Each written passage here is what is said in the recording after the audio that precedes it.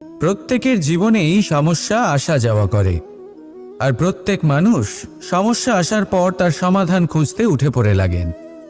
কিন্তু যখনই সমস্যার সমাধান হয়ে যায়, আমরা সুপ্রসন্ন হয়ে যাই এবং অসাবধানও হয়ে যাই। আমাদের মনে হয় যে আমরা সম্পূর্ণরূপে সমস্যার অন্ত করেছি, কিন্তু কোথাও না কোথাও একটা ছোট্ট বীজ রয়েই যায়, আর সেই বীজ আমাদের অসাবধানতার ছত্রছায়ায় বড় হতে থাকে, আর তারপর মহা সংকট হয়ে আবার আমাদের উপর আক্রমণ করে। এই সংকট যে কোনো রূপে আসতে পারে, কোনো শত্রুর রূপেও আসতে পারে, বা কোনো মহামারীর রূপেও আসতে পারে।